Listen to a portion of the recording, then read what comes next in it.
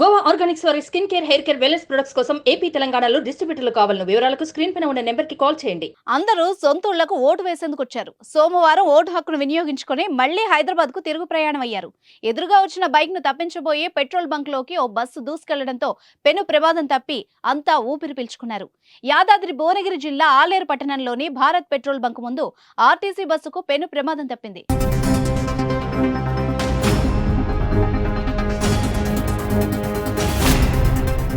జనగాం డిపోకు చెందిన express bus Jangaon నుంచి హైదరాబాద్ వెళ్తున్న క్రమంలో ఆలేరు భారత్ పెట్రోల్ బంక్ ముందు ఒక్కసారిగా ద్విచక్ర వాహనం అడ్డు రావడంతో ద్విచక్ర వాహనాన్ని తప్పించబోయి పెట్రోల్ బంక్ లోకి దూసుకెళ్లింది. ఈ సమయంలో బస్సులో ప్రయాణిస్తున్న 60 మంది ప్రయాణికులకు ఎలాంటి ప్రమాదం జరగలేదు. డ్రైవర్ చాకచక్యంగా బస్సు నడపడంతో ప్రమాదం తప్పింది. లేకపోతే బస్సు పెట్రోల్ బంక్ లోకి వెళ్లి తీవ్ర ప్రమాదం జరిగే అవకాశాలు ఉండేవని ప్రయాణికులు చెప్పుకొచ్చారు. దీంతో ప్రయాణికులు వేరే బస్సులో హైదరాబాద్ కు పంపించేశారు.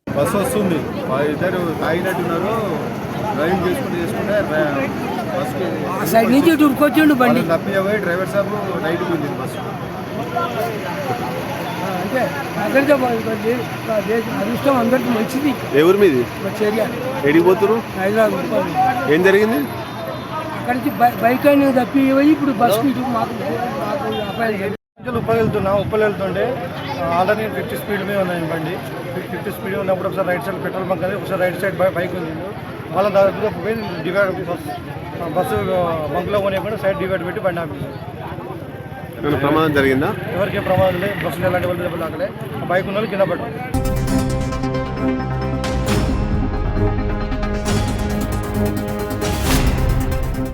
సుమన్ టీవీలో మీ పర్సనల్ అండ్ బిజినెస్ ప్రమోషన్స్ కోసం కింది నెంబర్కి కాంటాక్ట్ చేయండి.